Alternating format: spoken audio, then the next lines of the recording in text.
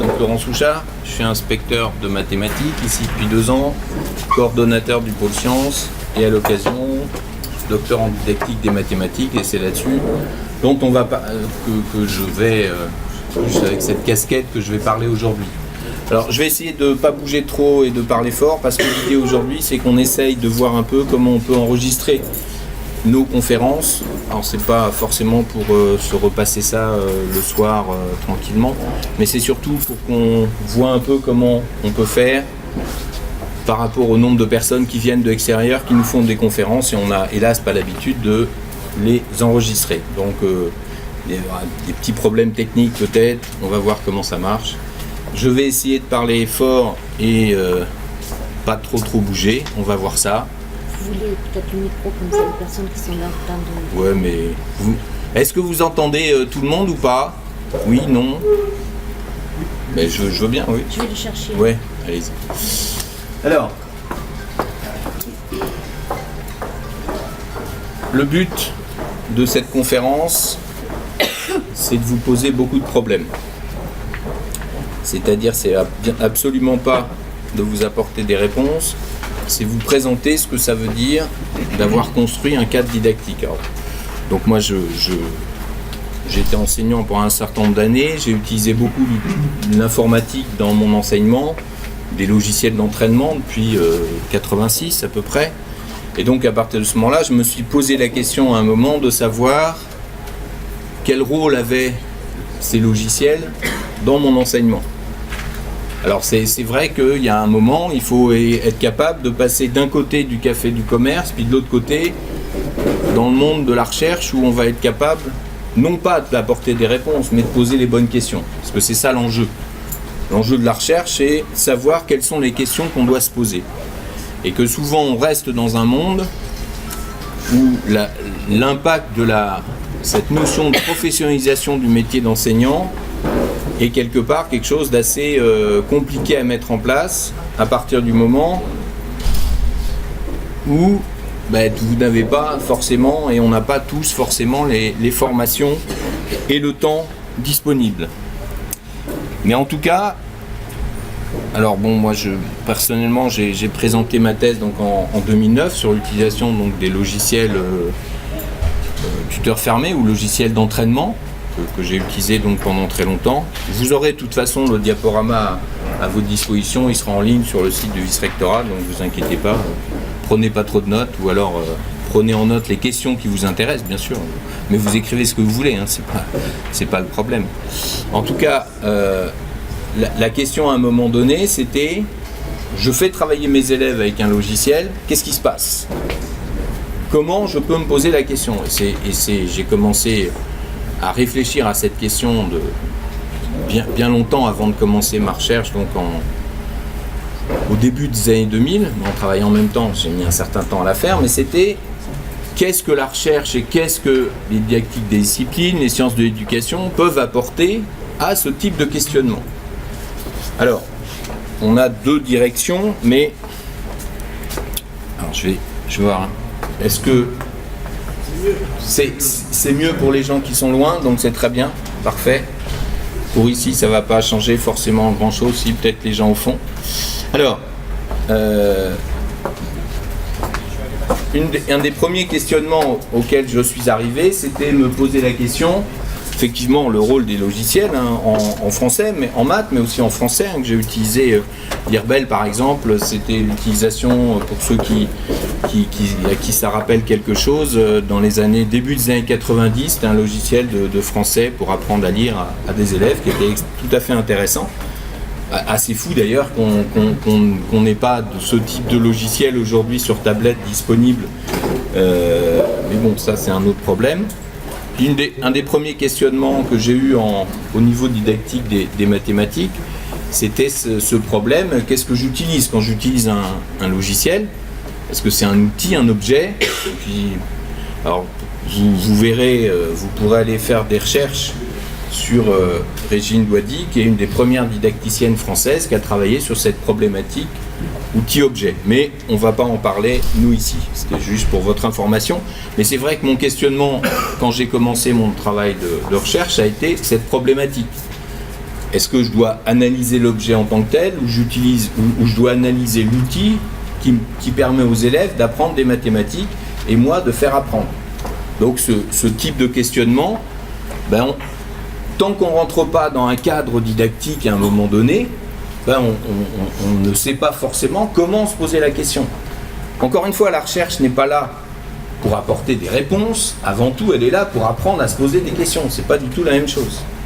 Toutes les questions, moi je vais vous montrer au fur et à mesure toutes les questions que j'essaye que je continue d'ailleurs à essayer de me poser, mais on n'est pas du tout dans une logique de réponse. Alors bien sûr, très vite, j'ai essayé de travailler sur dans quel cadre j'allais effectivement travailler. Alors,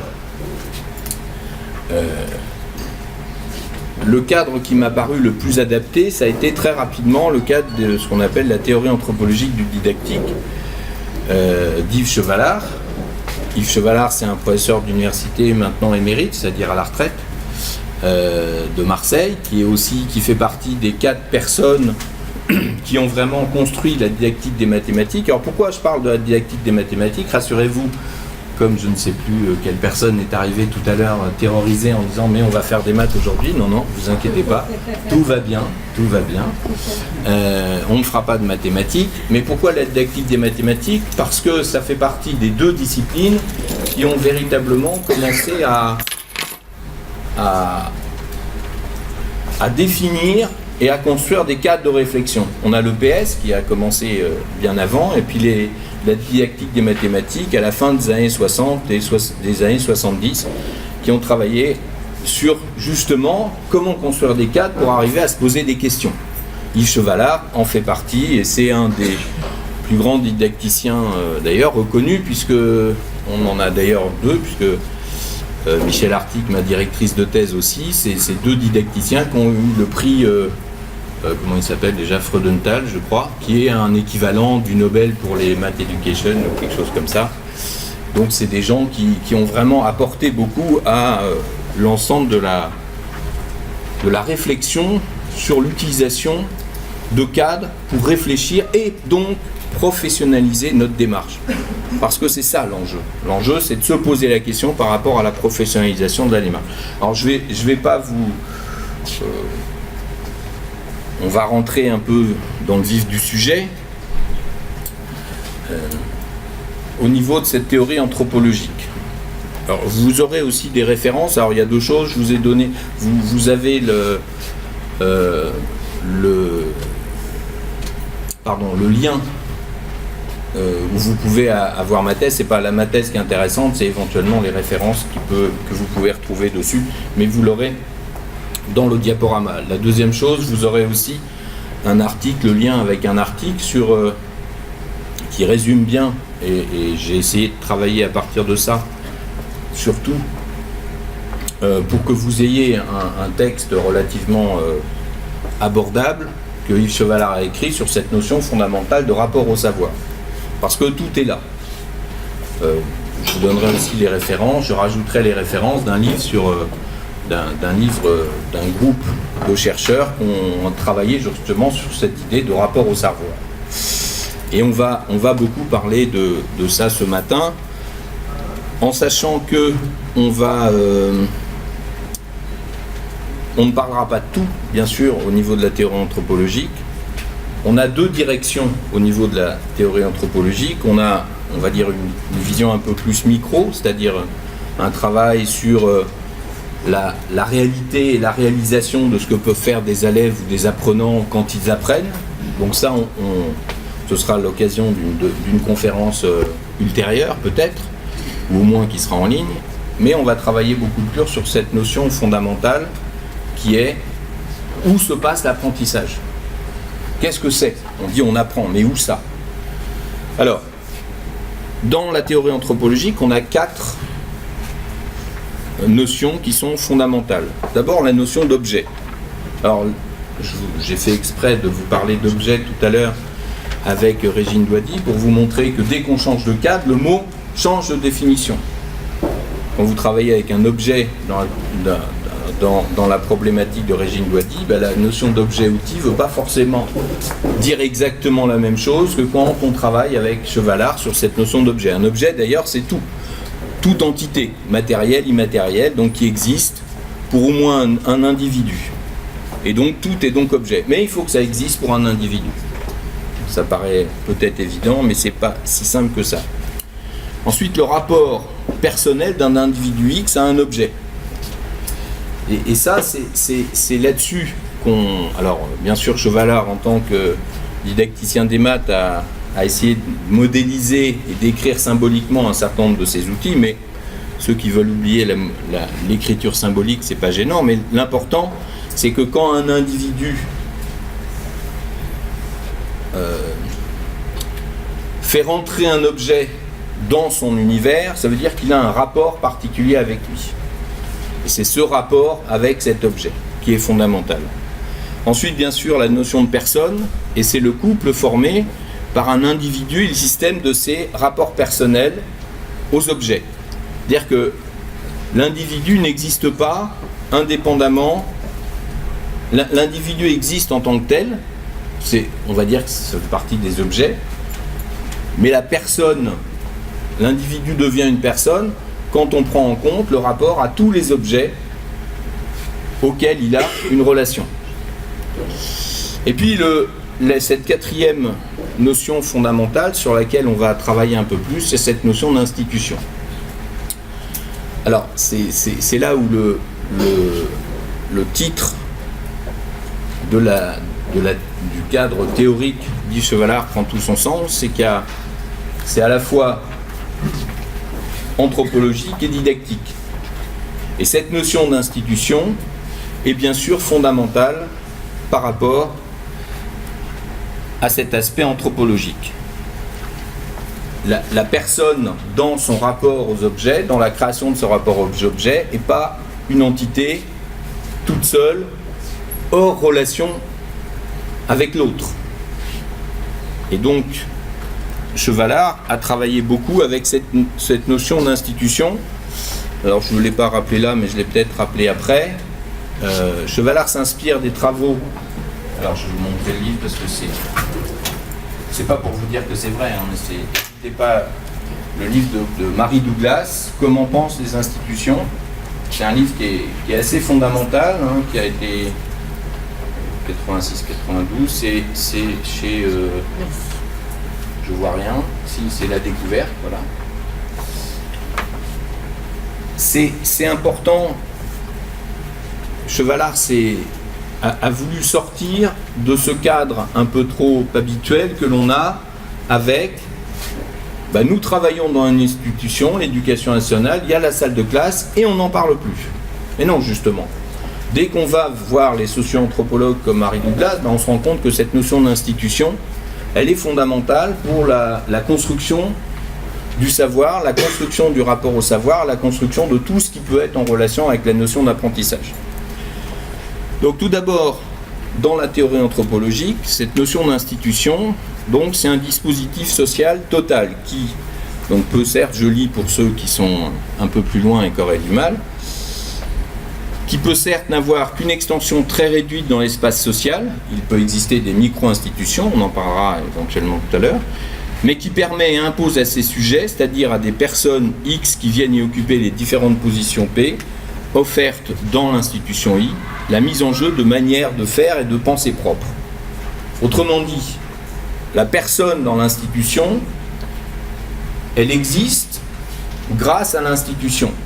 Et l'institution existe grâce aux personnes. Autrement dit, dans une institution, il y a un mode de pensée qui se dégage. Et cet aspect-là est donc, bien sûr, important.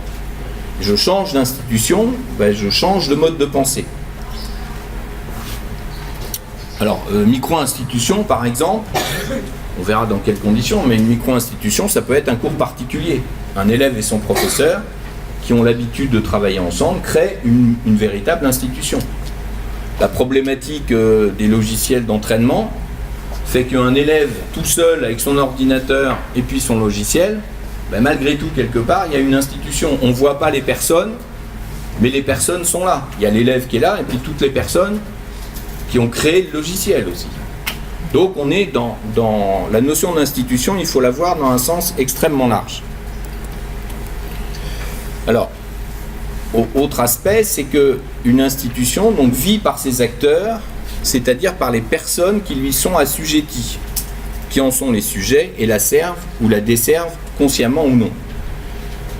Dans le sens que bien sûr, indépendamment des acteurs, une institution n'existe pas. On est bien dans un environnement social. Et cet aspect-là, c'est vraiment important. Alors, il y a un mot qui fait toujours un peu froid dans le dos par rapport aux personnes qui sont assujetties à l'institution. Donc, il ne faut pas le prendre avec une vision systématiquement négative. C'est simplement quand on fait partie d'une institution, on est bien sujet de l'institution. Mais assujetti n'a pas de connotation, on va dire, encore que. Il pourrait y avoir une connotation de mode de pensée unique qui va avec l'assujettissement, parce que justement, le problème, c'est que dans l'autre sens, si une personne n'appartient qu'à une seule institution, et on va voir que par rapport à notre métier, si une personne se retrouve à apprendre que dans une seule institution, c'est là qu'on pourrait parler vraiment d'assujettissement qui poserait problème. Et donc réciproquement, une personne émerge de l'assujettissement d'un individu, et c'est là que c'est fondamental, à une foule d'institutions, dont cette personne est plus ou moins un bon sujet, et dont elle peut être aussi un mauvais sujet. Alors n'hésitez pas, si vous avez des questions ou des choses qui ne sont pas claires, ou que vous voulez que je répète, il n'y a pas de problème, vous m'interrompez quand vous voulez, il n'y a aucun problème. Alors, ça, qu'est-ce que ça veut dire? Ça veut dire que, essayez de toutes ces phrases-là, transposez-les dans votre métier d'enseignant. Et qu'effectivement, quand vous expliquez à un élève, on va détailler un peu plus ces façons de faire, mais quand vous expliquez à un élève un concept, que vous voulez qu'il se construise un concept, et que vous lui dites la phrase que tout le monde dans cette salle a forcément dit 1, 1000, 100 fois, je sais pas, dire mais pourtant, pourquoi t'as pas compris? Je t'avais pourtant bien expliqué. C'est que le problème, c'est qu'au niveau de la construction du savoir, la construction du rapport au savoir, la construction de la personne qui n'existe que grâce au fait qu'elle va réussir à avoir accès à suffisamment d'institutions, mais c'est bien la multitude d'institutions auxquelles l'individu va pouvoir avoir accès qui va faire qu'il va se construire son savoir et qui va devenir une personne qui va être maître du savoir qu'il réussit à maîtriser, je ne sais pas, mais en tout cas en avoir accès, réussir à se construire un rapport à ce savoir. Et c'est vrai que cette notion d'assujettissement, c'est vrai que c'est une notion fondamentale qui peut devenir aussi positive que négative si on a accès à peu d'institutions.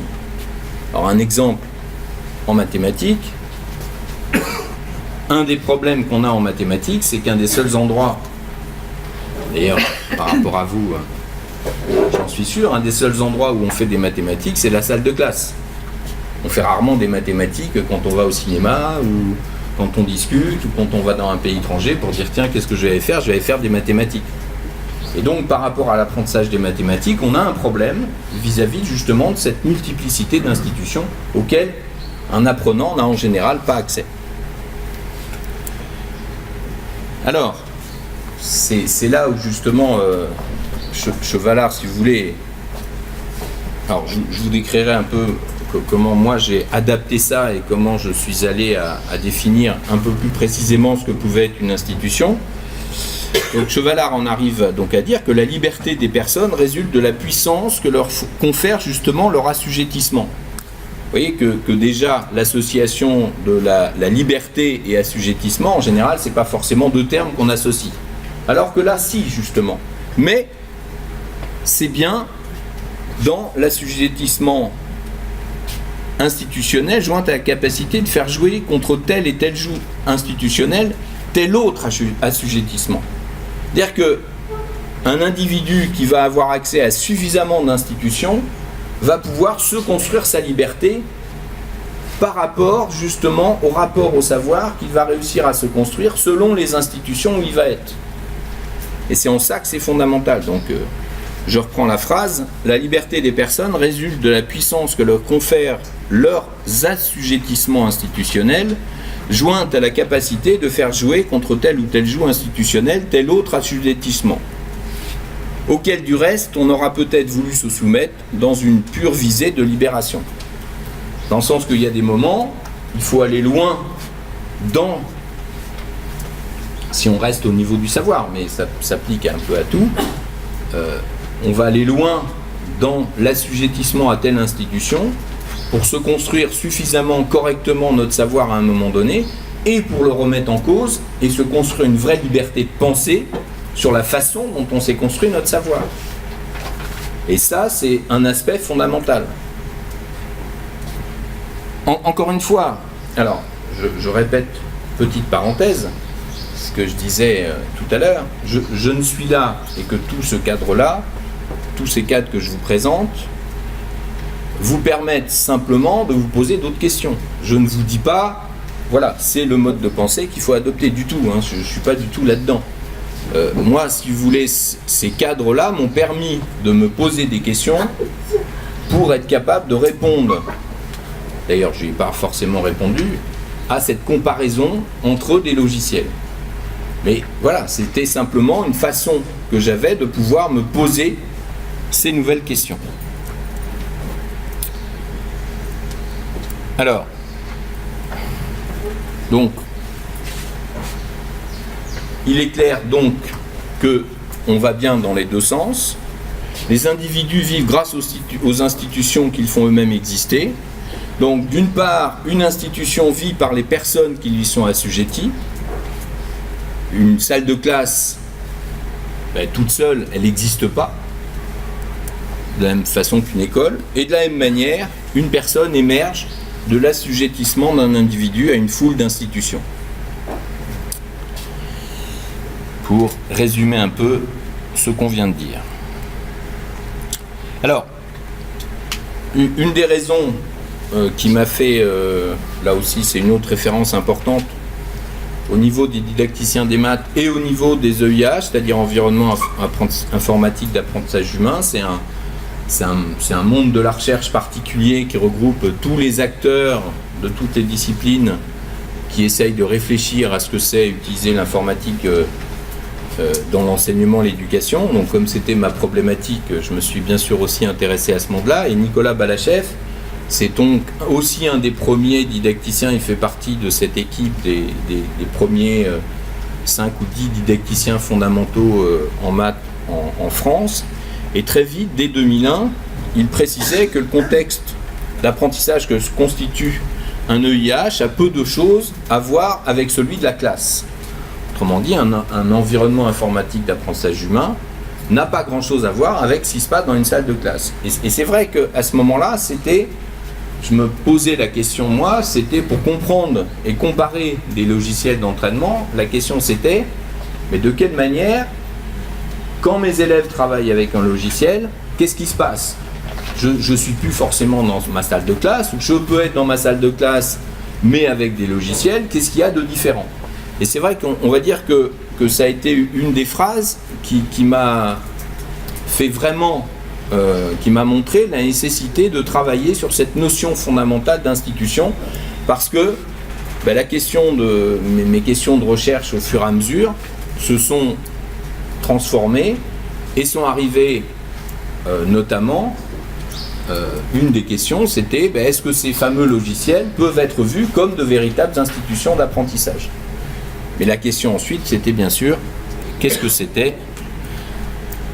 Voilà, vu en tant qu'institution.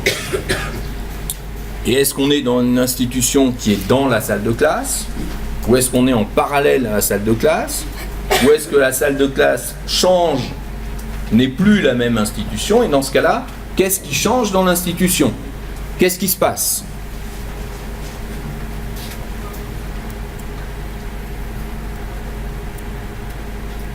Alors, bon voilà, ça c'est les références du livre auquel c'est inspiré, enfin, c'est la référence que Yves Chevalard donne quand il parle d'institution, et c'est là-dessus que moi j'ai travaillé pour essayer de définir précisément, enfin plus précisément, ce qu'était une institution et comment on pouvait avoir des caractéristiques particulières pour essayer de répondre à cette question. Est-ce que ces fameux logiciels étaient une institution ou est-ce qu'une salle de classe, le débat, est-ce qu'une salle de classe normale, alors une salle de classe normale pour moi c'est forcément une salle de classe en îlot, mais ça, il y en a quelques-uns qui le savent, ou une salle de classe traditionnaliste, est-ce que c'est la même institution?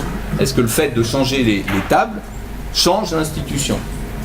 Effectivement, c'est une question, j'ai pas de réponse là directement. Et donc j'ai commencé à travailler sur cette notion d'institution, et je suis arrivé à 4 caractéristiques fondamentales sur cette notion. D'abord, il faut qu'il y ait une réalité sociale, on va détailler un peu. Il faut qu'il y ait une certaine stabilité. Je reprends l'idée du cours particulier. Un cours particulier qui a lieu une fois ne peut pas être vu comme une institution. Bien sûr, l'institution doit avoir un certain nombre de spécificités. On va détailler ce que ça veut dire. Et puis l'autre aspect, qui est bien particulier et tout à fait délicat, c'est cette notion de légitimité. Alors, la réalité sociale. Alors, une institution doit avoir une réalité sociale ou doit bien mettre en place un groupement social et doit concerner un ensemble d'individus, même si cet ensemble peut être réduit au strict minimum et aller jusqu'à simplement 2 êtres humains. 2 êtres humains, ça peut être, encore une fois, je répète, un cours particulier, mais ça peut être aussi un élève qui travaille avec un logiciel. Il y a malgré tout des êtres humains qui sont présents, qui ont été présents à un moment donné dans la création du logiciel, donc on est aussi dans une logique d'institution à ce moment-là. Donc cette notion de réalité sociale, elle est bien sûr fondamentale. Marie Douglas, si vous voulez, travaille sur cette notion-là en montrant qu'il y a des groupements qui peuvent exister mais qui n'arrivent pas à aller jusqu'à cette notion d'institutionnalisation. Elle n'existe pas en tant que telle à un moment donné. Deuxième chose, la stabilité. Alors bien sûr, pour qu'une institution existe, c'est pas simplement perdure, mais existe, une certaine régularité ou une certaine... Je t'en prie. J'aurais besoin que tu me demandes à tout le monde si tout le monde s'est inscrit sur les ateliers par la foule. Est-ce que tout le monde s'est inscrit dans les ateliers? Oui, c'est bon. Ils sont présents, c'est bon? Tiens. Donc la stabilité. Donc il faut que une institution n'existe pas, ne peut pas exister s'il n'y a pas une certaine régularité ou stabilité. Enfin, la notion de régularité, la notion de durée, elle peut être variable. Je reprends l'exemple du cours particulier. Un cours particulier qui peut durer 2 mois en étant très intensif, ça a pu être une institution qui a existé dans le temps avec un début, une fin, même si c'était relativement réduit.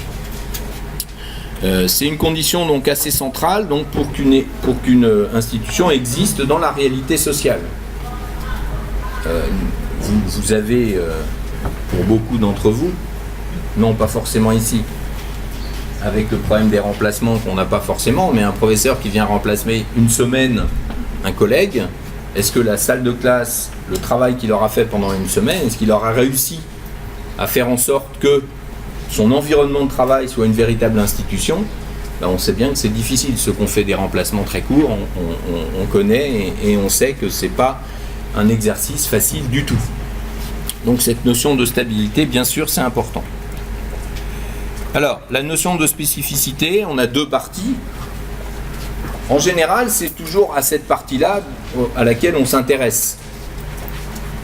C'est-à-dire sa raison d'être, quelle est la fonction de l'institution, sa finalité qui lui permet donc de montrer sa spécificité et de fonder sa vérité en raison, c'est-à-dire son intérêt.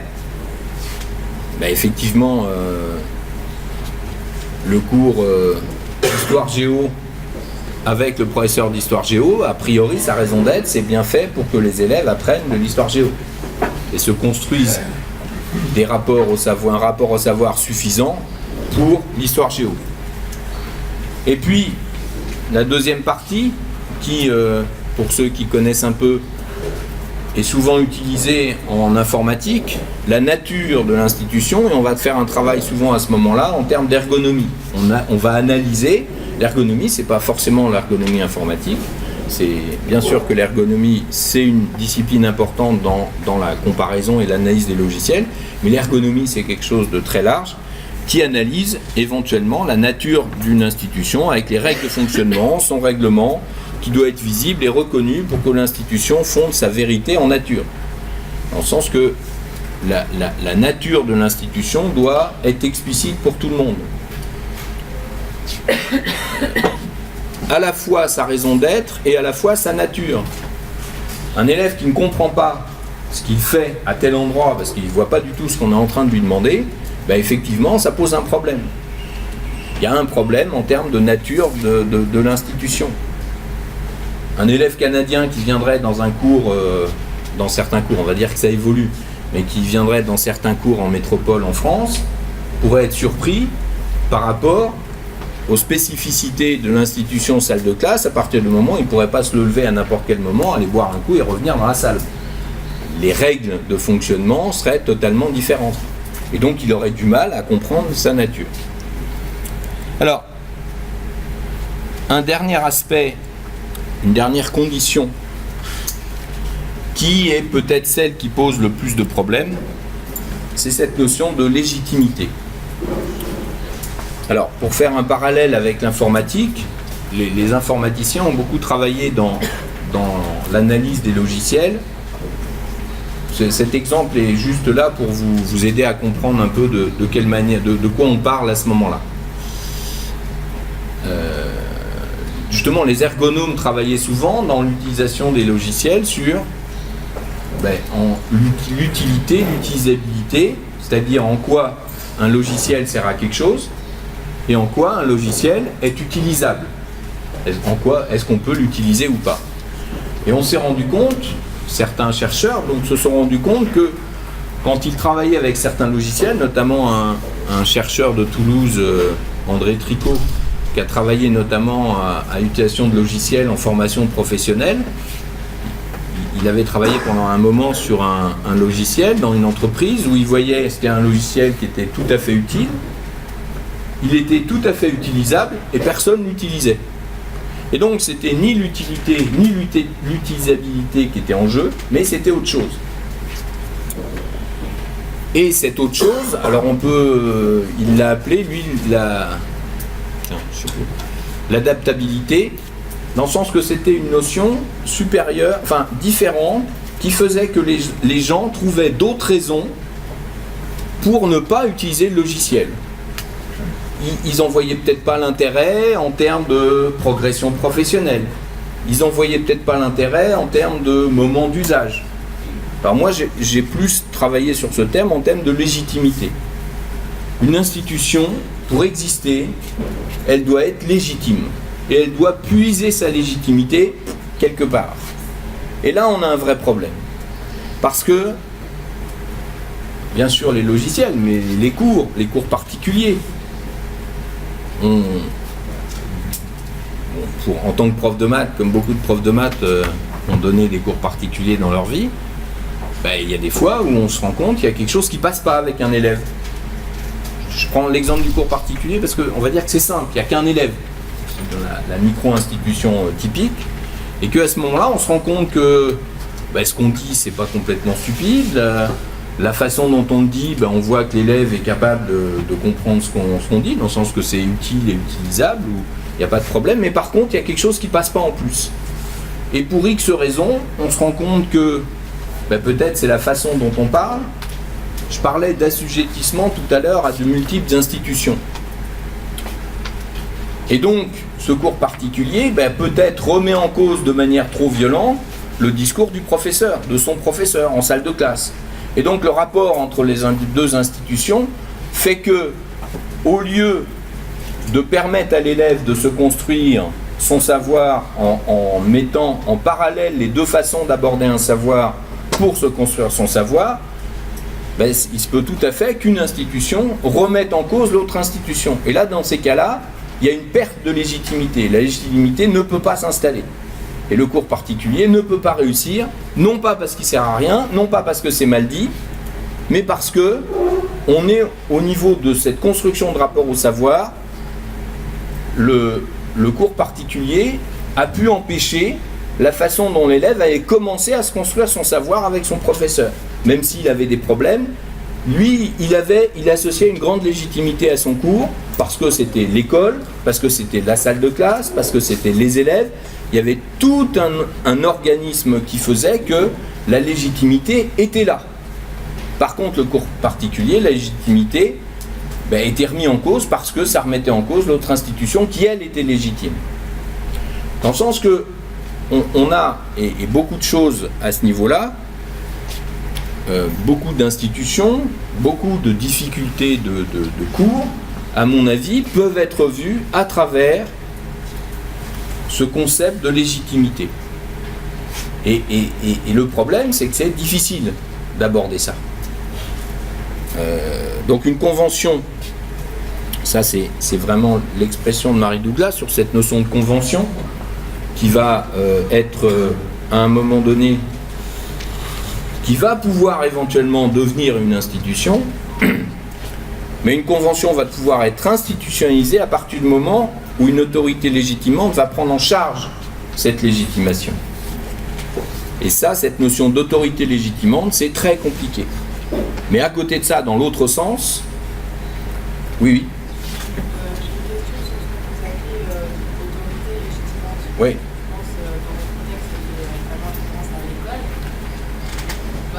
Ben, on va donner des exemples à ce niveau-là, parce qu'effectivement, c'est le problème de cette notion d'autorité légitimante.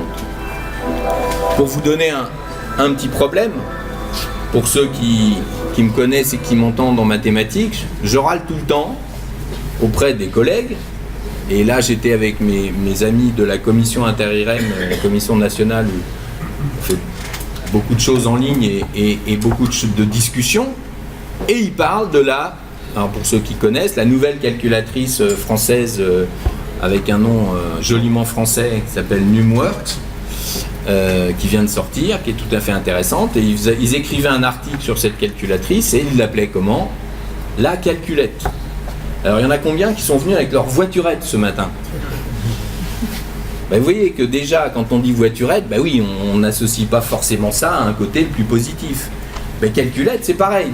C'est-à-dire qu'à chaque fois qu'un professeur utilise ce mot-là, il délégitimise, alors justement dans l'autre sens, ou les parents, ou n'importe qui, il va travailler, en réalité, il est en train de détruire l'institution où on va utiliser une calculatrice en n'aidant pas à la légitimation, on va le dire plutôt comme ça. Oui, donc la légitimité, c'est quelque chose, c'est un point qui, pour moi, est assez crucial, mais qui est très délicat, qui est très délicat à aborder. Alors, les autorités légitimantes, justement, ça peut être beaucoup de choses. Alors, autant légitimantes d'ailleurs que délégitimantes, comme l'exemple que je viens de prendre. Bon, les parents, le professeur, bien sûr, mais bien sûr aussi une autre institution.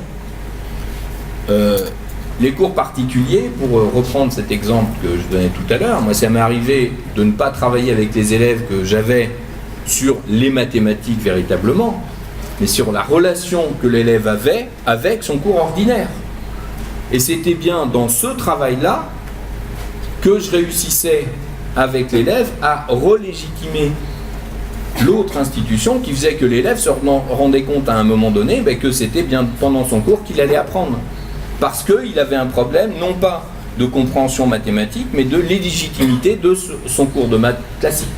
Donc là, c'était la mise en place d'une autre institution, le cours particulier, qui permettait la légitimation d'une autre institution. Un consensus.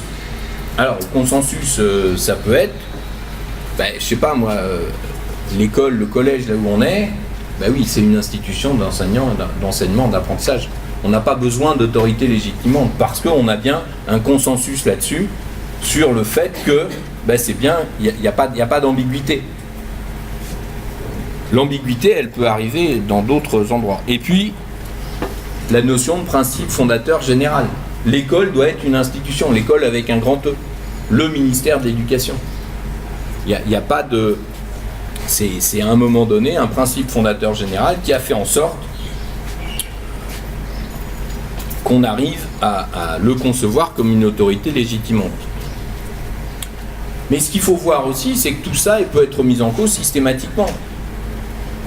Des élèves en grande difficulté que j'ai connus dans des endroits difficiles en région parisienne, dans le Val d'Oise, en Seine-Saint-Denis ou en plein Paris d'ailleurs aussi, font que cette notion de principe fondateur général, pour eux, ça peut être complètement mis de côté, de consensus aussi, à partir du moment où l'école ne leur apporte pas du tout cet apprentissage dont ils pourraient avoir besoin. Et ils remettent en cause profondément le système, hélas pas consciemment, parce que ce serait peut-être plus facile à corriger, mais à ce moment-là, il y a une remise en cause véritable qui fait que l'élève remet en cause même les autorités légitimantes qui devraient faire en sorte que lui se sente dans une institution. Donc on est en face, si vous voulez, ici d'un problème par rapport à cette notion d'institution et de légitimité. Alors, je donne ces exemples-là pour montrer que ce ne sont pas des exemples, justement. La sanction de la note, recommencer l'exercice, ne pas se faire gronder, les félicitations. Alors pourquoi ces expressions-là, elles viennent dans mon travail de thèse? J'avais fait des entretiens avec les élèves et c'était des expressions qui ressortaient. Donc sur l'importance, pourquoi les logiciels, pourquoi l'élève aimait travailler avec son logiciel d'entraînement. Parce qu'effectivement, il y avait toujours une note dans tout ce qu'il faisait. Il pouvait recommencer autant de fois les exercices qu'il voulait. Au moins, il ne se faisait pas gronder quand il faisait une erreur. Et puis, quand le logiciel donnait des bonnes notes, quand l'élève avait des bonnes notes, le logiciel le félicitait. Mais là, on a un problème parce que dans le cadre justement de la théorie, du travail sur les institutions de Mary Douglas, elle considère que dès qu'on a des satisfactions plus psychologiques, ça ne fonctionne pas pour être un argument de légitimation. Donc, je précisais ces petits exemples parce que on va, je vais le dire de manière brute et directe, c'est pas parce que, je reprends tout ça, c'est pas parce qu'on fait attention à la note, qu'on laisse les élèves recommencer l'exercice, qu'on ne gronde pas des élèves, que les élèves vont légitimer encore un peu mieux la salle de classe dans laquelle ils sont. C'est pas aussi simple que ça. Et que dès qu'on est à faire un effort sur cette notion de relation psychologique, ça va aider sur plein d'autres points, mais pas forcément sur cette notion de légitimation de l'institution. Comme je dis souvent, les élèves, quand ils viennent dans une salle de classe, c'est pas forcément pour souffrir, mais c'est pour travailler, ils viennent pas pour jouer. Et donc, par exemple, en mathématiques, des professeurs qui vont toujours vouloir... Je reprends les maths parce que, bien sûr, on ne peut pas être parfait, c'est de là dont je viens.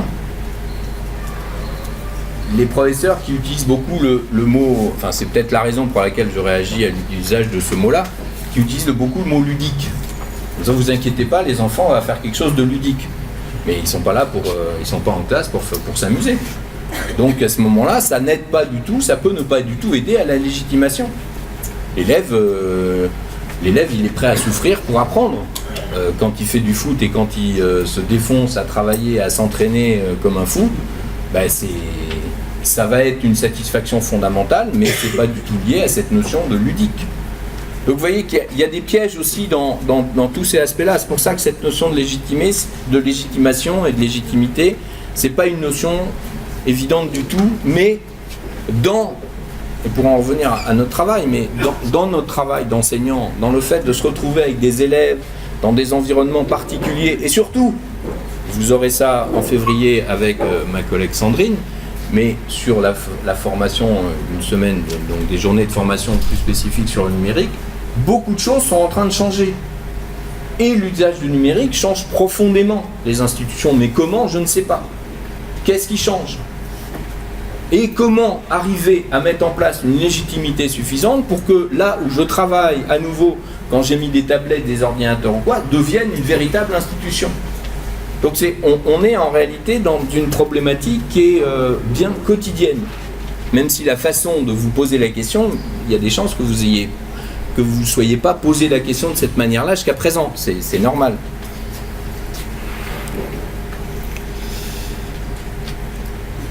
Oui, alors bon, la légitimité aussi,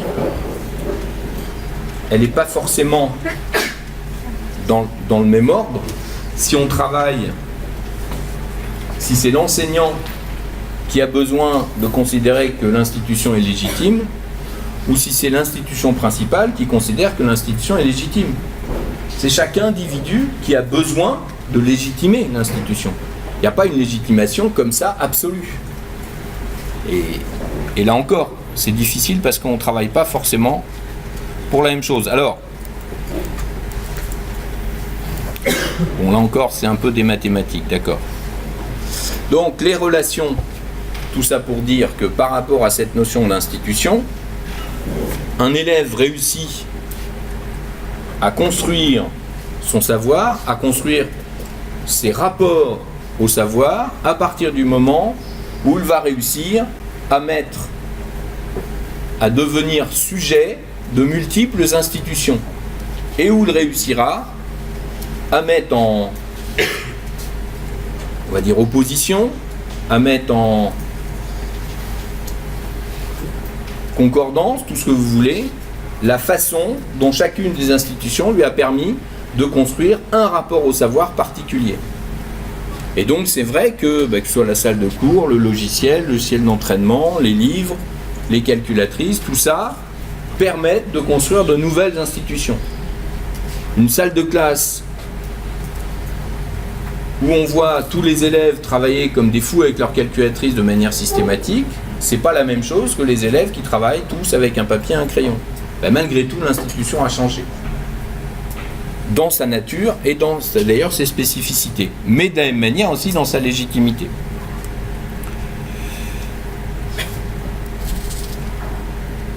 Alors, pour justifier, si vous voulez, un peu tout ça, c'est que donc la relativité institutionnelle de la connaissance, parce que justement, c'est cette expression fondamentale, enfin une de plus, cette relativité institutionnelle. Selon les institutions, la connaissance, elle n'existe pas en tant que telle. Le théorème de Pythagore, il n'existe pas, hors une institution particulière. Donc, est marqué à la fois par l'existence d'une diversité pratiquement illimitée de façons de connaître un objet, et par l'inexistence d'un bon rapport universel, tel en toute institution. Et ça, il faut vraiment y réfléchir, vraiment, parce que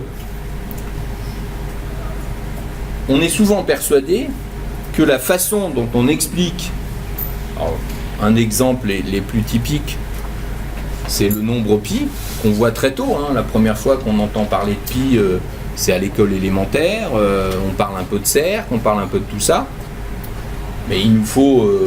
tant qu'on n'est pas arrivé à bac plus 3, bac plus 4 en maths pure, on est absolument incapable d'aborder la moitié de ce que peut être pi.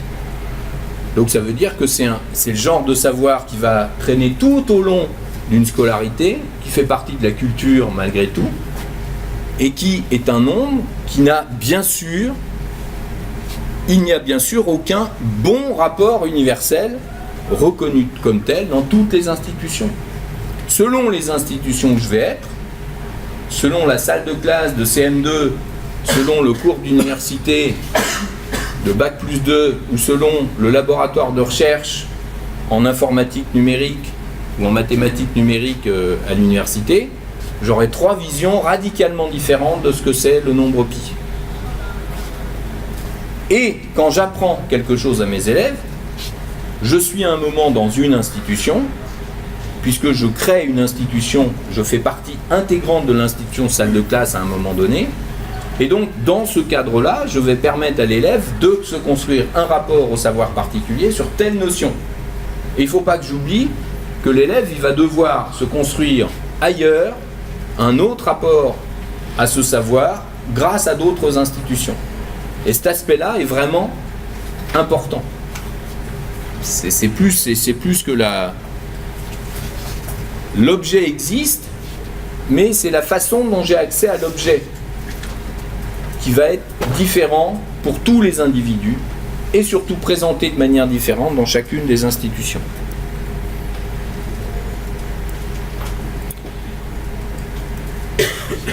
Alors, ça c'est une expression que j'aime bien employer sur cette notion de un enseignant, qu'est-ce qu'il doit être? C'est quoi un enseignant? Alors, je mets le chef d'orchestre institutionnel. C'est quoi cette notion de chef d'orchestre institutionnel? Je viens de dire autre chose là tout de suite. Je viens de dire que quand le professeur était avec ses élèves dans sa salle de classe, il était bien dans une institution. Et puis quand il fait travailler les élèves sur un logiciel, là il sort de son rôle, il va envoyer les élèves dans une autre institution. Quand il va faire travailler, faire écouter un film à des élèves dans telle discipline ou envoyer les élèves, il va être encore dans une autre institution. Ça veut dire que la difficulté pour moi d'enseignant, c'est qu'il doit être à la fois, il fait à la fois partie d'une institution, peut-être une des institutions fondamentales, la salle de classe, peut-être à la base de l'apprentissage, mais à côté de ça, il doit permettre à l'élève d'avoir accès à toutes les autres institutions. En clair, il doit être profondément schizophrène, dans le sens qu'il doit être systématiquement ici et là, ailleurs en même temps. Quand l'élève l'écoute dans sa salle de classe, il doit être capable à ce moment-là d'avoir du recul sur lui en disant de quelle manière l'élève est en train de profiter du savoir dans cette institution. Et qu'il faudra que je l'envoie travailler dans son livre un peu plus, dans cette institution livre, que je crée un environnement de travail institutionnel autour du livre pour qu'il puisse avancer un peu plus dans la construction de son savoir. Donc c'est en ça que, si vous voulez, ce modèle-là permet de comprendre, permet d'aborder une des difficultés de ce métier d'enseignant, et notamment aujourd'hui, à partir du moment où l'élève apprend beaucoup de choses à l'extérieur de la classe. Et pourtant, cette notion de chef d'orchestre et de relation et de légitimation, parce que l'enseignant a un rôle fondamental pour légitimer les autres institutions. Et c'est bien cette légitimation d'autres institutions qui va faire en sorte que l'élève construise correctement son rapport, les rapports au savoir qui l'intéresse. Alors, je voulais qu'on travaille un peu sur l'évaluation. Vous allez pouvoir travailler avec Madame Guillon tout à l'heure sur ce thème. Le cadre d'évaluation, c'est quelque chose de très particulier, parce qu'on est en train d'y réfléchir beaucoup. On sait que c'est un problème, mais qu'est-ce que c'est l'évaluation? Et selon les cadres dans lesquels on va être, on ne va pas forcément avoir les mêmes définitions. Alors, dans le cadre qui est le mien là pour l'instant, donc moi j'ai un objet O, j'ai une institution I et une position P dans I. C'est-à-dire que chaque objet de savoir qui nous concerne, dans le cas de la notion d'apprentissage, chaque objet est présenté dans une institution avec telle position. Si c'est la salle de classe avec le professeur et c'est le professeur qui propose des positions de savoir, c'est bien la position du savoir du professeur qui est la référence. Et on note donc RIPO, le rapport de l'objet O, qui devrait être idéalement celui des sujets I en position P. C'est bien des profs de maths qui écrivent ça, c'est terrible. Tout ça pour dire que il y a un objet O qui se retrouve dans une position P et que il y a un rapport au savoir idéal que le professeur va proposer par rapport à cet objet de savoir, mais dans cette institution bien particulière. Dans telle institution, tel objet de savoir en ce qui nous concerne a bien une position particulière. Et ce qu'on va essayer de faire, nous, quand on est en train de présenter, quand on travaille avec des élèves, qu'on a construit toute une façon de construire tel concept pour les élèves, nous, on a bien sûr dans la tête la position que l'on a dans la tête. c'est très difficile. Un logiciel, il a été fait par des êtres humains en général, et quand il présente et quand il fait travailler les élèves sur un objet particulier, ben c'est bien une position particulière qu'il propose. Et donc on a cette position. Sauf que, bien sûr, ben l'élève, lui, c'est pas ce rapport-là qu'il a forcément dans la tête. Donc, si l'expression, le rapport au savoir institutionnel de l'enseignant dans la position P, c'est la position idéale, l'élève, lui, il aura beau faire tout ce qu'il veut, ben il se construit son rapport personnel. L'élève, c'est X.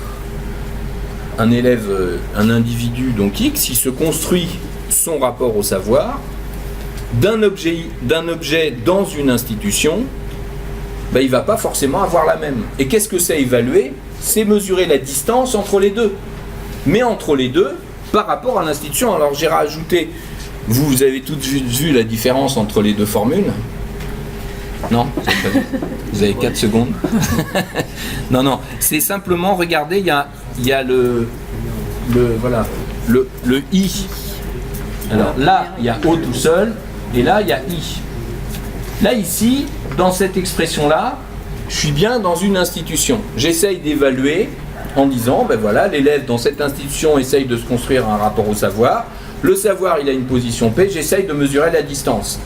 Mais alors, je voulais ajouter une petite complexité parce que c'est pas vrai ça. Le rapport du savoir de l'élève à un objet, il n'est pas que dans l'institution, c'est bien la façon dont il aura appris, où il se sera construit son rapport au savoir par rapport à un tel objet général qu'il a dans la tête. D'où le fait que j'ai enlevé le I ici. C'est le rapport au savoir de l'élève par rapport à tel objet. Et ce rapport-là, on va le mesurer dans une institution par rapport à une position particulière dans l'institution. Et donc, vous voyez bien que c'est très délicat. La complexité de l'écriture montre aussi qu'on est dans une problématique qui est vraiment difficile. Mais je change d'institution, je change de mode d'évaluation. Et le même élève qui va être évalué sur son rapport au savoir, ben, va pouvoir avoir une évaluation positive d'un côté et négative de l'autre. Parce que la façon dont on propose le savoir dans une autre institution est peut-être plus proche de la façon dont l'élève s'est construit son rapport au savoir. Donc cette relation et cette distance entre les rapports au savoir montre que justement c'est extrêmement délicat. Alors attention, je ne dis pas donc il ne faut rien faire, pas du tout. Mais il faut avoir conscience de cette difficulté que quand on mesure quelque chose dans notre institution. C'est là où il est intéressant, enfin moi c'est justement, je suis arrivé là aussi par rapport au travail et aux remarques que je faisais dans l'usage des logiciels d'entraînement qui avaient eux-mêmes leur mode d'évaluation, qui ne correspondait pas en général du tout à la façon dont j'évaluais moi mes élèves.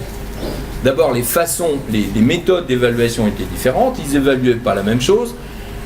Et puis un élève qui recommençait 10 fois l'exercice, ben, ça pouvait être pris en compte pour certains logiciels ou pas pris en compte pour d'autres. Donc ça veut dire que même entre les logiciels, bien sûr, les façons étaient différentes. Et à chaque fois qu'il y avait un logiciel différent, il y avait une façon différente d'évaluer. Et donc cette distance-là, entre ce rapport au savoir de la position, entre la position idéale dans l'institution et le rapport de l'élève au savoir, cette distance-là entre les deux, ben, bien sûr qu'elle est pas évident du tout.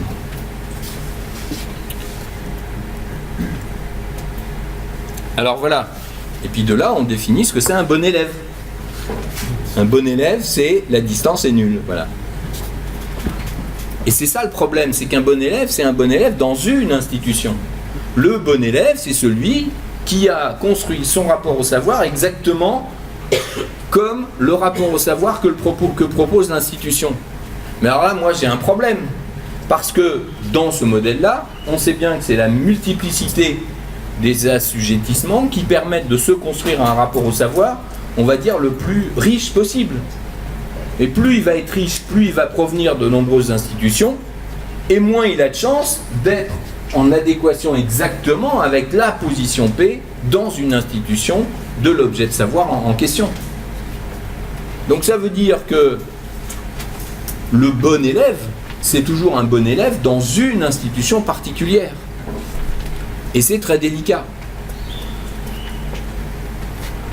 Alors Chevalard, on arrive même à dire, si vous voulez, que un élève, quelqu'un qui veut vraiment, si vous voulez, dans cette formule, il y a à la fois le fait qu'un élève qui veut vraiment être un élève inventeur et innovant et original, ben, aucune chance d'être un bon élève. Parce que ça veut dire qu'un élève inventeur, il va forcément chercher plein de choses partout ailleurs tout le temps. Donc c'est... Jusqu'à présent, on travaillait sur cette notion d'évaluation, mais on confondait évaluation et sélection. On était payé pour sélectionner des élèves, pas les évaluer. Maintenant, et depuis quelques années, les textes sont suffisamment clairs là-dessus pour qu'on travaille à évaluer les élèves. Mais se lancer dans cette notion d'évaluation nécessite aussi de réfléchir à savoir dans quelle institution nous le faisons. Sachant qu'il y a de plus en plus de logiciels d'entraînement qui proposent des évaluations pas inintéressantes du tout, ben, ça va remettre en cause aussi nos façons de penser. Donc là encore, c'est quand même quelque chose qui peut être un peu délicat. Donc quel est le but de l'école? Alors l'école, qu'est-ce que c'est? Si c'est l'école institutionnelle du ministère ou si c'est l'école avec un grand E que doit intégrer une société évoluée, ben déjà c'est pas la même chose.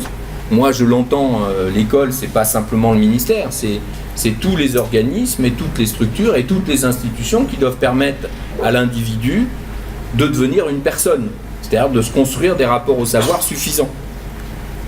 Et donc à partir de ce moment-là, ben, effectivement, c'est faire en sorte que chaque individu construise ses rapports au savoir suffisants. Alors, bon, je voulais plus aller vers une introduction à, on va dire, à la prochaine conférence où on parlerait plus de ce même modèle, mais à travers un peu plus l'analyse plus ponctuelle des objets de savoir, chose qu'on n'a pas faite du tout aujourd'hui. Donc, la théorie anthropologique donc, du didactique que considère en dernière instance, toute activité consiste à accomplir une tâche T d'un certain type au moyen d'une certaine technique justifiée par une technologie qui permet en même temps de la penser, voire de la produire, et qui est à son tour justifiable par une théorie. Autrement dit, j'ai une tâche, ou un certain type de tâche, que je suis capable de faire grâce à une technique, qui est justifiée par une technologie et qui elle-même rentre dans le cadre d'une théorie. Tout ça s'appelle, que Chevalard appelle une praxéologie. Praxéologie pour indiquer qu'on a un quadruplet, que toute activité humaine, dès qu'on fait quelque chose, on va être dans une démarche de on a un type de tâche, on fait quelque chose et on va rentrer dans cette réalisation de la tâche. Donc on va dire que on a l'aspect pratique de la réalisation. Et puis, de l'autre côté, la deuxième partie de la praxéologie, ça va être la justification théorique qui met en place la raison de faire et le discours raisonné qui permet de justifier tout ça. Le savoir se construit grâce à l'ensemble de ces 4 domaines. Et on sait bien que dans beaucoup de cas, au niveau des élèves, je ne vais pas reprendre les maths encore, mais un élève qui sait répondre à tel type de tâche et qui sait appliquer une technique à tel type de tâche, on va dire que c'est déjà ça. La justification au niveau du bloc théorique, que ce soit technologie ou théorie, est rarement abordée parce que c'est très complexe. Je ne sais pas si quand vous faites la cuisine, moi je fais beaucoup la cuisine, et donc je ne me pose pas forcément la question de par exemple, pourquoi quand on fait chauffer tel type, je sais pas moi, quand on fait une petite compote par exemple, il ne faudrait pas que la température dépasse 80 degrés au niveau du sucre, parce que là on aurait un problème. Alors je ne me suis jamais posé la question, parce que je ne suis pas capable de... Je ne sais même pas si ce que je dis est vrai ou pas. Et je reste à une tâche et une technique que je vais appliquer pour répondre à la tâche, et je m'arrête là.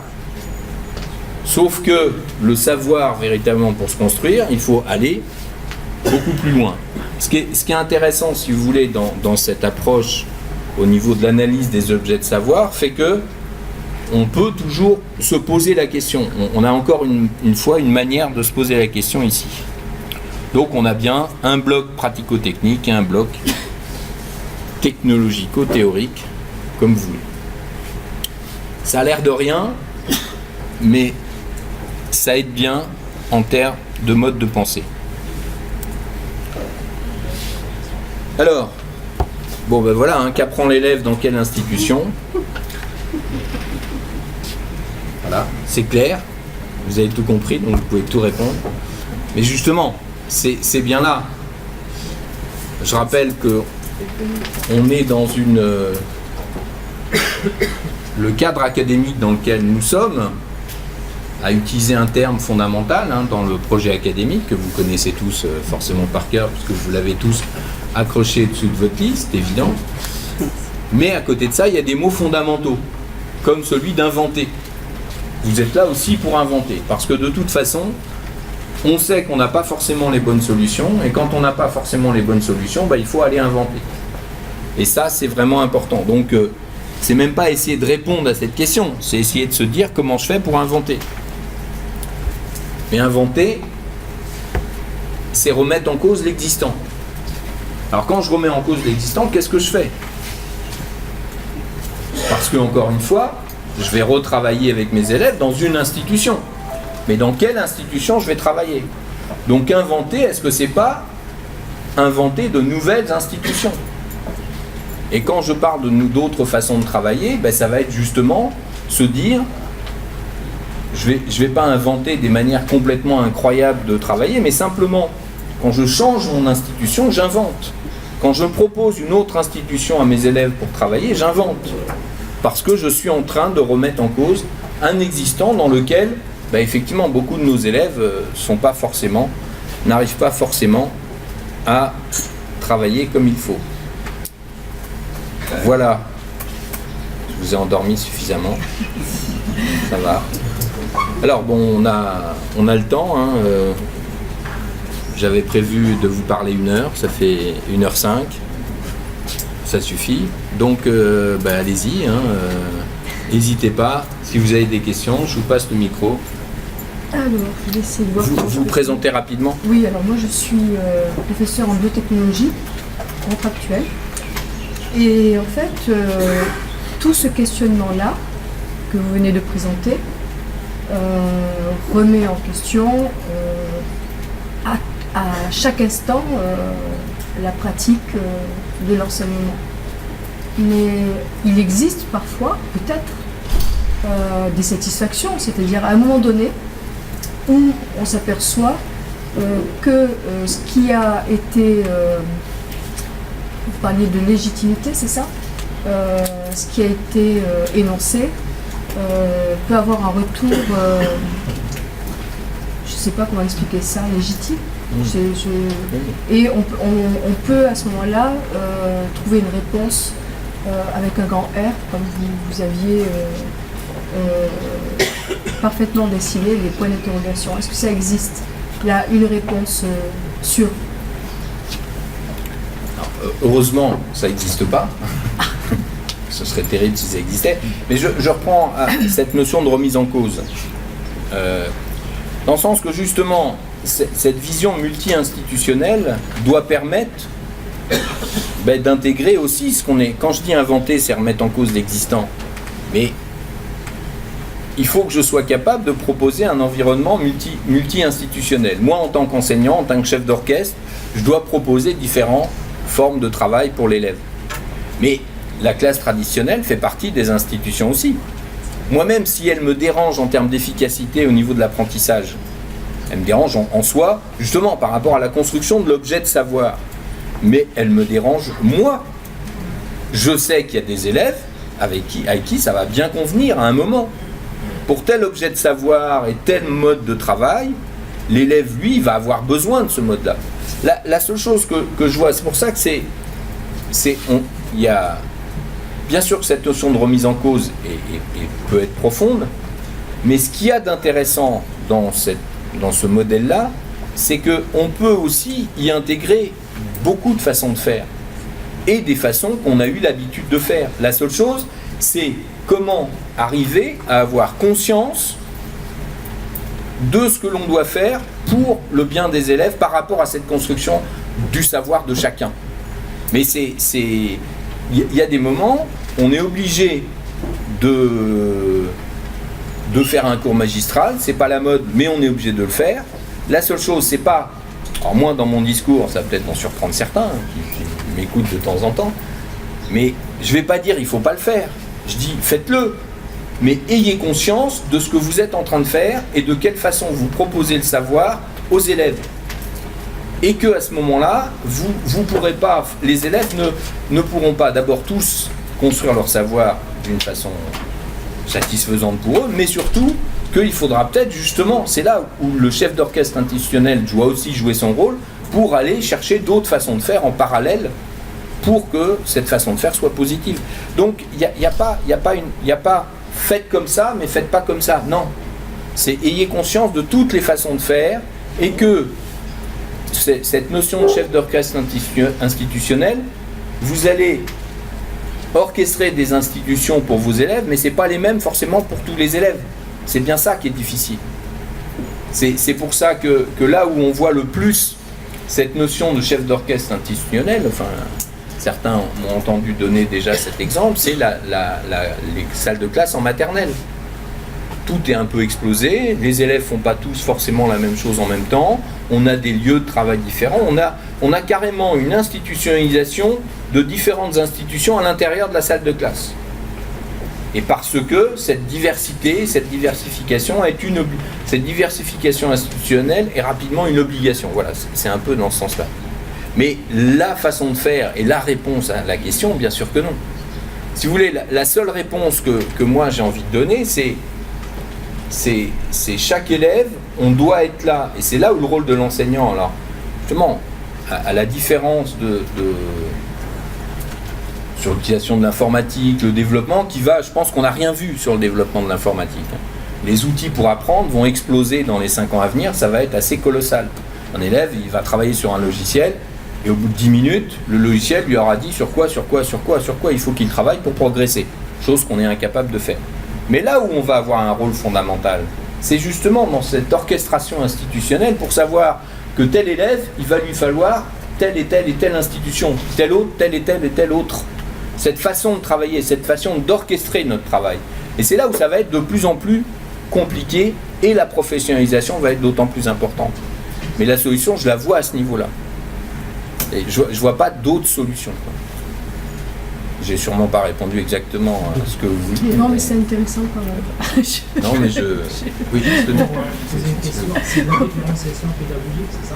Pardon? On est dans la différenciation? Alors, c'est le stade après la différenciation.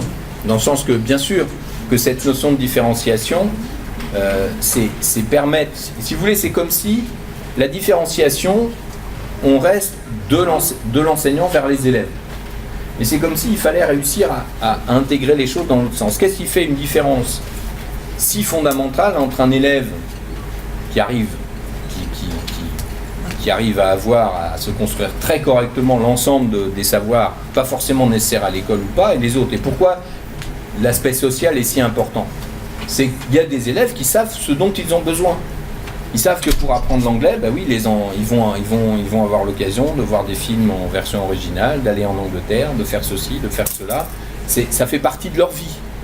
Alors que d'autres vont rester dans une logique uni-institutionnelle. Donc c'est comme s'il fallait d'un seul coup se dire, la différenciation, c'est pas une différenciation forcément en termes de il faut que tel élève fasse tel exercice puis tel autre, c'est hop, je me vois dans l'autre sens. Moi je sais que j'ai des élèves qui, je me rappelle de très très bons élèves qui ne supportaient pas travailler en groupe. Ben, dans ces cas-là, je les laissais travailler tout seul. Dans le sens que c'est d'un seul coup essayer de se mettre dans l'autre sens. Je me dis, voilà, j'ai des élèves, et quelles sont les institutions que j'ai à ma disposition, et dans quelle institution je vais les mettre à travailler. Le problème, c'est qu'on n'en a pas tant que ça d'institutions disponibles. Et c'est là où je parlais de schizophrénie tout à l'heure, mais c'est vrai, c'est là où notre salle de classe, elle doit être le lieu de multiples institutions. Et il faut qu'on soit capable de l'organiser en tant que telle. C'est là que la notion de salle en îlot n'a aucun intérêt en soi, si ce n'est d'avoir une version souple pour avoir une possibilité très vite de mettre en place différentes institutions de travail selon les besoins des élèves. Donc oui, on est dans cette logique de différenciation, mais la différenciation, c'est comme s'il fallait la penser au niveau institutionnel, puis au niveau du savoir. On n'en a pas parlé beaucoup de cette notion d'analyse du savoir, c'est bien sûr important, et il y a beaucoup de choses à dire aussi dessus, mais on n'a pas le temps, mais les deux aspects sont importants. D'autres questions? Oui.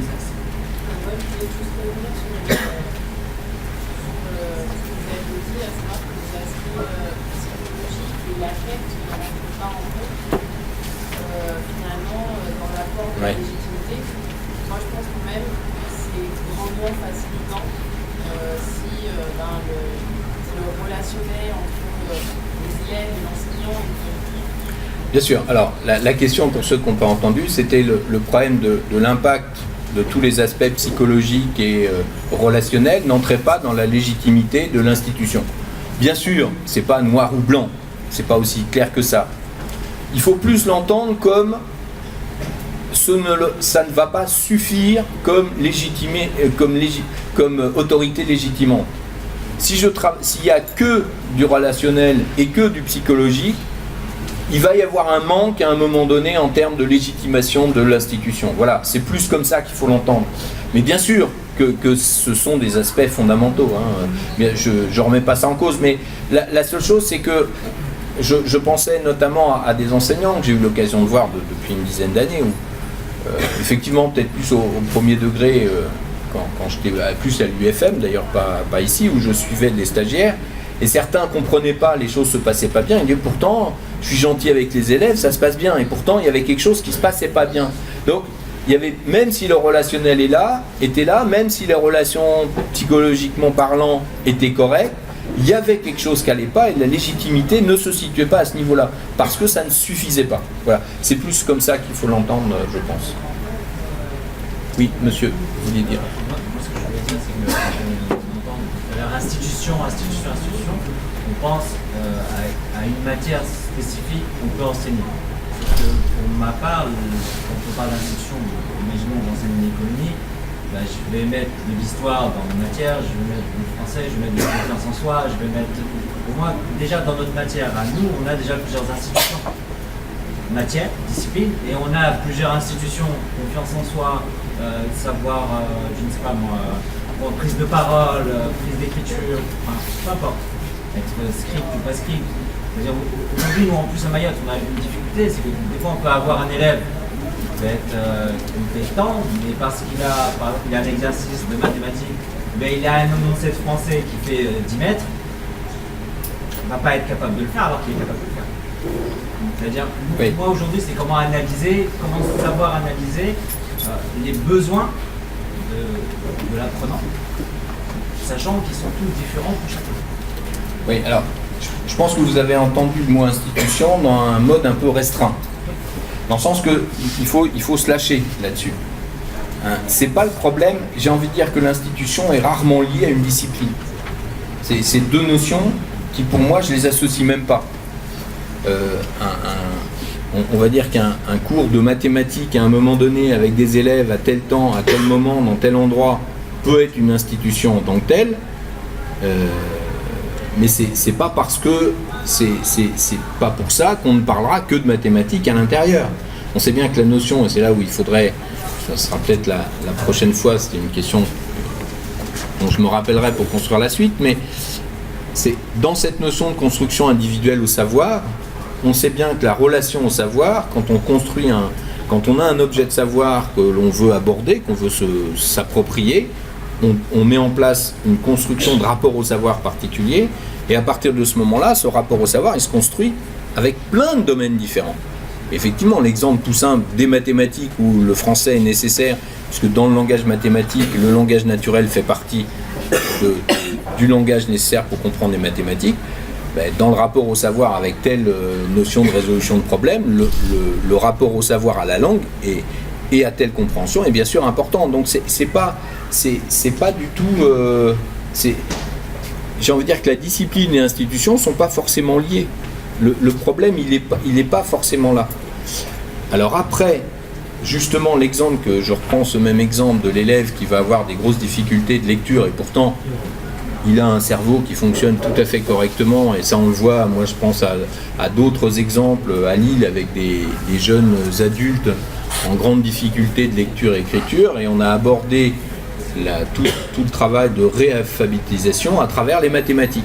On se rendait compte que les élèves avaient finalement des modes de raisonnement tout à fait satisfaisants, sauf qu'ils étaient bloqués par l'accès à la langue. Qu'est-ce qui s'est passé à ce moment-là avec ces jeunes adultes? On a mis en place une institution qui n'avait rien à voir avec les habitudes. On a créé une autre forme d'institution pour justement travailler autrement. Ce dont on a besoin à Mayotte notamment mais il n'y a pas qu'à Mayotte, allez dans certains... Allez à Clichy-sous-Bois, vous allez avoir des exemples bien pires que ça, parce qu'en plus il y a les tables qui volent dans la salle. Mais on a besoin de créer justement d'autres formes d'institutions où la notion de langue entre en jeu. Je prends souvent l'exemple à ce niveau-là de la salle de classe où je mets en place des rôles où l'apprentissage entre pairs est fondamental. Ça, c'est l'exemple des écoles d'ingénieurs. On apprend entre pairs avant tout. Et puis, on met en place des tuteurs avec des rôles, des élèves qui ont des vrais rôles de tuteurs. Des tuteurs, ceux qui parlent un peu mieux que d'autres, etc. En sachant que l'élève tuteur va être formé en tant qu'élève tuteur et va être évalué aussi en tant qu'élève tuteur. C'est-à-dire qu'il va être valorisé dans son travail de tuteur. Donc, dès que j'ai dit ça, je suis en train de vous proposer une institution qui n'a rien à voir avec la réalité. C'est ça dont je parle. C'est une autre forme de travail, et donc je vais avoir à créer une autre forme d'institution. Pourquoi je rajoute l'exemple du tuteur qui est évalué et valorisé dans son travail de tuteur? Là, je parle de la légitimité pour que l'élève, on va dire que j'ai entendu souvent, oui, mais le bon élève, pourquoi il va aller aider un autre, il n'a pas que ça à faire? Justement, on va légitimer son attitude, et on va légitimer la nouvelle institution parce que on sait bien que le rapport à l'autre, c'est quelque chose qui est important dans les évaluations et ça fait partie des compétences à développer. Donc, vous voyez, c'est plus ça. J'imagine d'autres formes d'institutions qu'on doit être capable de créer. Voilà, c'était plus le... Oui. D'autres questions, remarques? Oui. Toujours la même. Mais c'est un plaisir, c'est un plaisir. Non. Là, c'est sur l'aspect critique que vous avez abordé. Je suis désolée, je ne peux pas vous empêcher. Mais moi, ça me pose vraiment problème ce que j'ai entendu parce que, ok, on est à l'école pour travailler, d'accord. Dans la vie aussi, il y a un feu clair de base vraiment une grande partie de notre vie au travail. Et justement, à cause de cela, je pense qu'il est nécessaire d'apporter du plaisir, du jeu, de l'envie. Autrement, en fait, on passe 80% de notre vie à s'ennuyer, à se forcer. Et moi, c'est vraiment un principe avec lequel je m'apprends. Alors, madame réagissait par rapport à l'emploi que j'ai et le dénigrement du mot ludique que j'ai utilisé tout à l'heure. On est ici pour travailler, pas pour s'amuser. J'ai pas dit ça du tout. J'ai surtout parlé de faire croire aux enfants. Souvent, on leur dit non, et on utilise ce mot-là dans le sens non, vous n'allez pas travailler, c'est ludique, vous allez vous amuser. Et donc, on oppose le travail, la réflexion, la construction du savoir avec non, vous inquiétez pas, vous travaillez pas, ça va pas être dur, ça va être ludique. Mais moi, je dis pas ça, je dis vous allez éprouver un plaisir intense parce que vous allez avoir une satisfaction telle de vous construire un savoir qui va vous permettre de résoudre des nouveaux problèmes, etc., qui va faire que le plaisir va être top niveau. Mais c'est le plaisir qu'on va aller chercher. C'est pas être maso profondément pour faire des maths et se faire souffrir, mais il y a un côté, c'est si vous voulez, la notion, pour ça que je prenais l'exemple des jeunes joueurs de foot qui travaillent comme des malades, qui vont se détruire physiquement pour bosser comme des fous, ils vont souffrir, mais quel plaisir ils vont avoir le jour où ils vont se retrouver sur le terrain à le but qui va arrêter tel but incroyable. Donc c'est bien, moi j'associe surtout cette notion d'effort qui va avec le plaisir.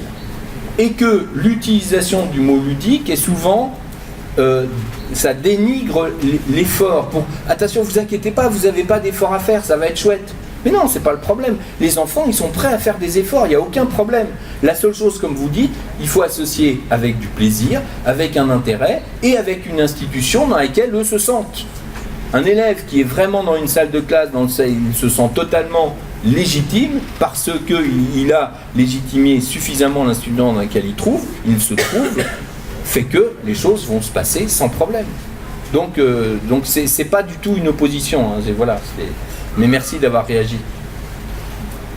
Oui. Justement, je rebondis là-dessus, c'est que moi je suis professeur de cuisine. Lorsqu'on voit les maths, ça a été quelque chose comme tout le monde. Je ne comprenais pas. Et en cuisine, ça m'a permis d'apprendre, de comprendre beaucoup de choses. Et donc quand vous dites que les enfants n'ont pas du plaisir à apprendre, moi les miens en l'occurrence, en ce moment, il y a des fois ils trouvent du plaisir à comprendre et pas à apprendre. Ils se rendent compte qu'ils apprennent les 4 tiers et les 1 tiers, 4 tiers de pâtissière et les 1 tiers de pâte d'amande. C'est à la fin, quand on a fait des petits dessins et quand ils ont colorié les petites cases, qu'ils ont compris, et c'est là qu'ils ont pris plaisir. Enfin, pour moi, c'est bien. Ils ont pris plaisir d'avoir d'un seul coup compris quelque chose, que ça y est, monsieur, j'ai compris quelque chose. Mais alors que ça fait 5 ans de collège qu'on leur essaye de leur faire comprendre que 4 tiers, 3 tiers plus 1 tiers, ça fait 4 pardon, j'ai des bêtises. 3 quarts plus 1 quart, ça fait 4 quarts. Et oui, donc. Et en l'occurrence, le plaisir qu'ils avaient, c'était d'avoir enfin compris quelque chose. Oui, mais alors là, le problème, si vous voulez, de la notion de comprendre, d'apprendre, j'ai utilisé le mot apprendre, peut-être qu'il faudrait peut-être le définir. C'est bien se construire, on est toujours dans cette construction de rapport au savoir.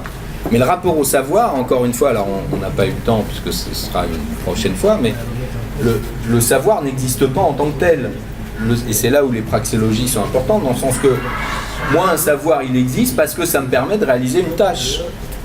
Si ça ne me permet pas, si un quart plus 3 quarts égale 4 quarts ne m'avance à rien, une tâche, c'est pas forcément une tâche pratique, ça peut être une tâche complètement théorique. Les gens qui adorent les maths, ils supportent pas les appliquer. Ils aiment faire les maths pour des maths. Mais ça, c'est leur truc. Tout le monde n'est pas comme ça, il n'y en a pas beaucoup des comme ça. Par contre, il y a beaucoup de gens, justement, l'exemple que vous donnez, ils ont besoin de se dire, moi, je suis en train de me construire un rapport au savoir particulier sur ce domaine-là, mais ça doit me permettre de résoudre un certain type de tâches. Et c'est cette notion de réalisation. Parce que la compréhension, c'est pas la réalisation, justement. Je suis conscient que je commence à gérer l'ensemble de la praxéologie, dans le sens que je réponds à un type de tâche parce que j'utilise une technique qui me permet d'arriver à un résultat. Alors peut-être que je serais capable de le justifier par un bloc technologico-théorique après, mais c'est un autre problème. Dans le sens que déjà, j'ai un type de tâche et mon savoir, le rapport au savoir que j'ai construit, me permet de construire une technique pour répondre à ce type de tâche. C'est là la notion de compréhension. Mais bien sûr que le savoir, il n'existe pas en tant que tel. Et c'est peut-être un des problèmes que l'on a à apprendre pour apprendre. Bah oui, si, ça va être utile pour passer un examen, mais c'est tout. Oui. En même temps, monsieur relève une chose intéressante, en fait, qui remonte dans votre sens, quand vous disiez qu'il fallait peut-être être un chef d'orchestre et savoir utiliser diverses institutions. Là, les enfants ne comprenaient pas au collège 1 quart plus 3 quarts égale 4 quarts, mais grâce à la cuisine, ils l'ont compris. Donc c'est pour ça qu'à nous, peut-être en tant qu'enseignants, se dire, si par une institution ça passe pas, est-ce que je peux passer par une autre? C'est ce que vous dites. C'est exactement ça. Dans le sens que la question de un élève ne comprend pas tel type de choses et on va essayer de l'envoyer dans une autre institution. Allez lire les textes des programmes les nouveaux. Il y a eu un ajout dans les programmes de seconde générale en sciences physiques et en maths. c'est intéressant et tout le monde, c'est pas le problème du programme qui est intéressant, mais c'est la façon dont sont écrites les choses, c'est exactement ce que vous venez de dire, madame, dans le sens que on sait que faire des maths pour des maths, en dehors de 2% ou 1% ou 0,1% de la population qui adore ça, moi je faisais partie de ça, jamais, je suis pas un scientifique, je fais des maths, mais j'ai toujours adoré les maths, mais les maths pour les maths, c'était que ça qui m'intéressait, mais c'est très très spécifique, il faut avoir un cerveau un petit peu bizarre, mais en dehors de ça, voilà, mais à côté de ça, c'est là où le rôle fondamental, c'est que tel élève qui a un problème, ben effectivement, on a plus l'habitude de travailler avec les professeurs de cuisine pour aller avec eux. Un petit exemple sur ce cas-là, je suis allé passer, en tant que formateur, quand j'étais formateur à l'UFM, je suis allé passer 15 jours en Norvège, donc dans l'équivalent des UFM à l'époque, et j'ai passé 2 jours dans un établissement scolaire. Et j'ai passé notamment une journée complète avec une enseignante qui était, cette année-là, elle était en mathématiques et en cuisine. Donc on a passé la matinée avec les élèves à faire à manger, on a mangé, et après on est allé en cours de maths l'après-midi. Et donc effectivement, elle avait, à sa disposition, la gestion de différentes institutions en même temps. Mais il ne faut pas hésiter ici, le jour où vous avez envie d'aller travailler avec vos collègues, ou d'aller pour X raisons, d'aller faire un tour dans pour toutes les disciplines, on ne vous reprochera jamais d'aller voir ailleurs et d'emmener vos élèves voir ailleurs. Hein. C'est vraiment une chose fondamentale. C'est-à-dire que là, cette notion d'orchestration institutionnelle, pour moi, c'est une manière, si vous voulez, d'apporter un cadre théorique à des réflexions vers lesquelles nous allons complètement aujourd'hui, hein, qui sont écrits dans les programmes. On vous demande de travailler comme ça. Mais l'idée, bien sûr, qu'il ne faut pas hésiter à aller loin, en sachant que, selon les élèves, tout le monde ne va pas donner le même sens à la construction que monsieur nous donnait tout à l'heure sur l'addition des fractions. C'est vrai, en plus, il n'y a pas eu la Révolution française pour rien, avec les nombres décimaux. Pourquoi les fractions? Mais ça, c'est une autre question. Bien. Plus de questions? Non, madame? Et le facteur temps, on le met où? Le facteur temps. Dans l'institution Alors, le facteur temps, il peut faire partie des caractéristiques de l'institution. Le problème, c'est là après la façon dont la personne construit son rapport au savoir. On est dans des démarches qui sont complètement individuelles. Et tel élève qui va se construire un rapport au savoir, si vous voulez, la notion de compétence peut être vue comme la façon dont on est capable d'utiliser son rapport au savoir pour remplir une tâche. La façon dont on a construit son rapport au savoir, bien sûr que ça va dépendre du temps et des institutions auxquelles on a accès. Et si je n'ai pas accès à assez d'institutions, comment je vais faire? Mais cette notion du temps, bien sûr que c'est une des problématiques qui nous pose problème. Et en mathématiques notamment, on sait bien que l'exemple de monsieur sur les fractions, je le reprends encore, mais on met des années à assimiler ces notions-là. On ne comprend pas ça d'un seul coup. On met des années. Donc cette notion du temps, elle est bien sûr fondamentale. Alors, dans l'institution, il faut voir que je le répète, au niveau de cette notion de régularité, une des conditions d'existence de l'institution, le temps en fait partie, puisque une institution existe si elle est suffisamment régulière et qu'elle existe dans le temps. Mais à côté de ça, on ne parle pas à ce moment-là du temps d'apprentissage. Et ça dépend de chaque individu et de cette relation multi-institutionnelle. Et c'est très délicat, c'est bien sûr. Mais c'est là où c'est bien les élèves et c'est bien... non, mais j'étais en train de penser, si vous voulez, en termes de réponse.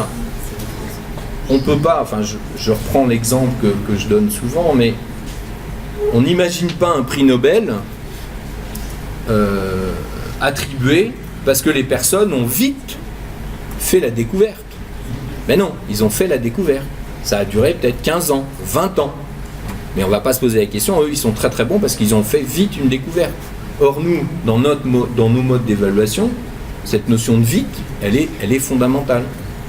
Alors effectivement, est-ce qu'il ne faut pas retourner l'évaluation complètement et que, je reprends aussi un autre sujet qui est le problème de l'évaluation des compétences. Des compétences, ça ne s'évalue pas indépendamment de la personne. Et c'est la personne qui doit être capable de s'auto-évaluer. C'est ça qui est très compliqué. Et là, la notion du temps, la personne, au bout d'un moment, elle sait que, non, telle compétence, tel concept, il faut qu'elle le travaille plus pour arriver à telle maîtrise. Et donc, c'est là où il faudrait être à l'écoute de chacun des individus pour qu'ils disent, voilà, moi j'ai besoin d'aller travailler un peu plus dans telle institution pour construire telle et telle chose. Et ensuite, je serai capable d'être évalué suffisamment, on va dire, positivement, puisque c'est le but. Mais c'est un des sujets délicats, puisque malgré tout le temps, c'est une notion qui fait bien partie de notre quotidien. Monsieur, vous vouliez... Non, c'est bon. Oui. Au niveau des postures, au niveau des élèves, des professeurs et ces institutions, est-ce que moi je pense que au niveau de la relation entre l'élève et le professeur et ces institutions, est-ce qu'il y a un lien justement au niveau des postures? Vous posez une question qui rejoint ce que je disais tout à l'heure, si vous voulez, sur cette problématique, quel est le rôle de l'enseignant? Est-ce que c'est celui qui ne va faire qu'orchestrer les institutions, mais il fait aussi partie, lui, d'une ou plusieurs institutions en interne? Donc quand j'orchestre les institutions et quand j'orchestre le travail entre les élèves selon les institutions, je ne vais pas avoir le même positionnement que quand moi, je suis au cœur de mon institution salle de classe ou cours particulier. Vous voyez, c'est là où ça montre la complexité du travail d'enseignant. L'enseignant, pour moi, il n'existe pas. Il n'y a pas l'attitude, la seule attitude de l'enseignant. Non. Selon les institutions, il ne va pas avoir la même attitude. Et il ne va pas avoir le même positionnement. D'où la complexité. Donc je ne peux pas vous dire, voilà, il suffit de... Bien, oui, une dernière. J'ai bien compris que l'institution englobait plusieurs choses. Est-ce qu'on peut dire que l'institution, ça peut être aussi la pédagogie? Alors, non, parce que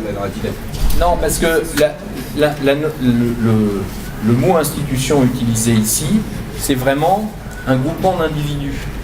Donc, ça va, par exemple, je vais parler de l'institution des chercheurs qui font de la recherche en pédagogie. Ou telle association de chercheurs en didactique des mathématiques. Là, je vais avoir une institution. Mais la pédagogie en soi, c'est un objet qui va exister, mais je vais le faire rentrer dans certaines institutions. Mais ça n'existe pas en tant que tel, en tant qu'institution. Alors on disait, s'il y a des problèmes, on peut changer d'institution. Non, mais... On peut changer de groupe. Eh bien, vous, dans ce cas-là, allez chercher d'autres... Non, justement, vous organisez, vous construisez d'autres institutions. C'est là votre rôle d'enseignant. Vous envisagez, vous imaginez d'autres institutions, mais avec des regroupements d'individus. Bien, je vous remercie beaucoup. Merci à vous. Bonnes vacances? Non, pardon. Bon travail pendant 2 jours. Et puis, merci beaucoup.